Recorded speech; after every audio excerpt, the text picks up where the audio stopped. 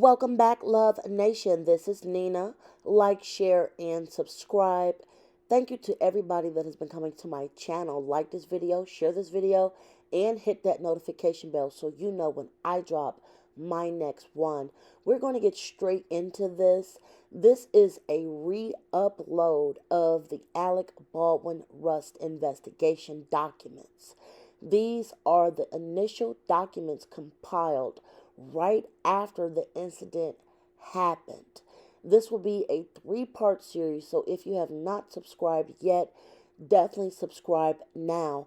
I broke this long document up into three parts because there's a lot to talk about. I am trying to get under the context clues of why Alec Baldwin was recharged for what happened on that fateful day on the Rust set. Again, this is a copy of the initial police findings, which are actually very, very thorough. I'm going to break this up into three parts. You guys will be getting this over the next day or two, and please draw your own conclusions on this mess as we continue to watch this case. As you guys know, it was initially investigated and then the charges were dropped.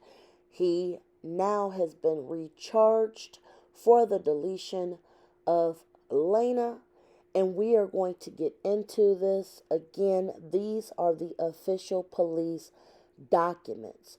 Like, share, subscribe, and let's just get on with part one of these documents. All right, Love Nation, this is the summary of the investigation for the Rust movie incident. These are official papers from the initial investigation from the Occupational Health and Safety Bureau.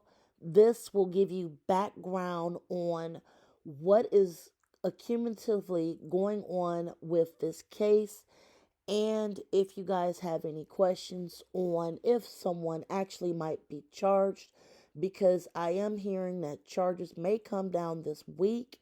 So I wanted to make sure you guys had all the facts specifically from the report, which I received offline. And like I said, this is a summary of this report. I'll be going through specific points in this report, mainly reading everything that might end up being very pertinent to this case. So here we go. Okay, the summation of investigation inspection report. On October 22nd, 2021, the Occupational Health and Safety Bureau, a bureau within the New Mexico Environment Department, known as NMED, initiated an inspection of Rust Productions LLC at the Bonanza Creek Ranch in Santa Fe County, New Mexico, in response to a workplace deletion that occurred approximately at 1:47 p.m. on October 21st, 2021.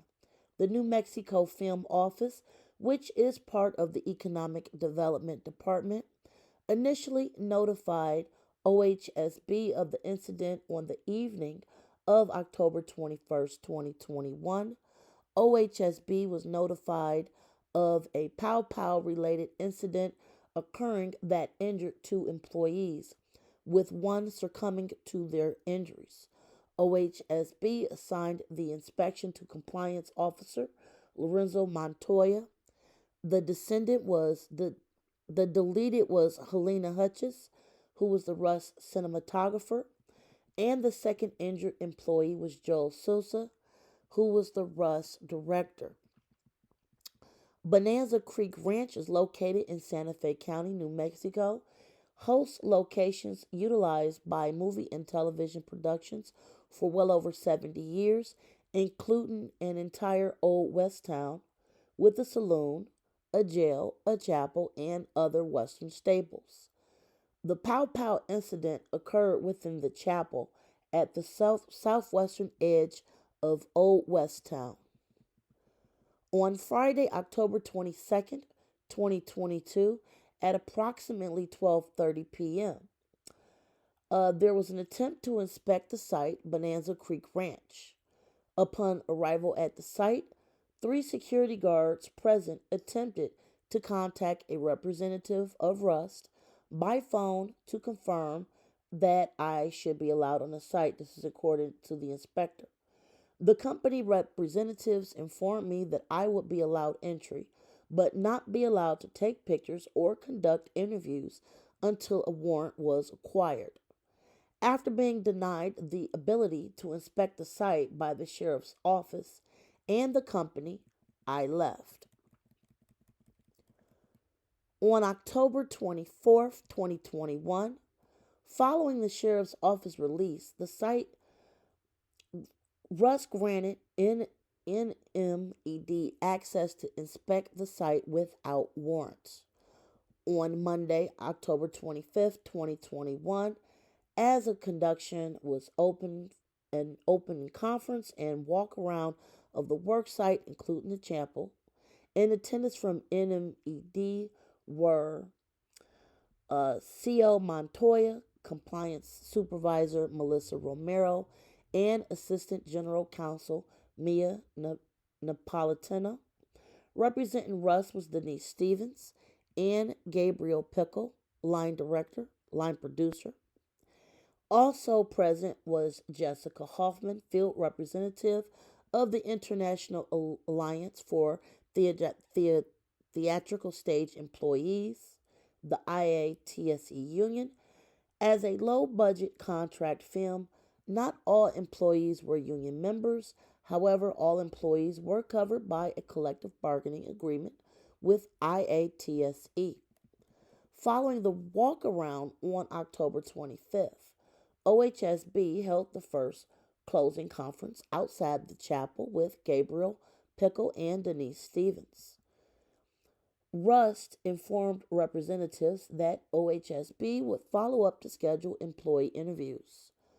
On March 18th of 2022, after conducting a second closing conference with Ryan Smith, producer, and Russ's legal representatives from Pillsbury Law, including Derek Mayer, Tom Van Weingartner, and Aaron Dyer. During the discussion, I explained that a citation related to safety practices on the use of pow-pows may be issued, and that abatement for such a citation would require an effective pow-pow safety program, which could include implementing and building upon the industry-wide Labor Management Safety Committee's Safety Bulletin Number 1, recommendations for safety with pow-pows and use of blanks for the pow-pows. Now here are the findings. The pow-pow involved in the accident is a modern replica of a Colt 45 caliber, a long Colt in style. Rust had 13 such pow-pows for production in total from manufacturers Payette, Uberti, and Cimarron. In films, pow-pows are typically controlled by the props department with the individual. Excuse me, guys. The individual responsible for handling pow-pows and ammunition, titled the armorer or weapons handler. Get some water, excuse me. The armorer for this film was Hannah Gutierrez Reed, and her immediate supervisor was Sarah Zachary. Props master or property master Nicole Montoya. Props assistant provided support to Zachary and Gutierrez Reed. The Rust Props department was small and for administration purposes was placed under the art department headed by Brian Norvell, who provided for support for props but rarely worked with Zachary or Gutierrez Reed. Now I'm going to stop right here. This will be part 1. Excuse me, I need to get some tea so I can finish reading this. So look out for part 2 of this video, guys.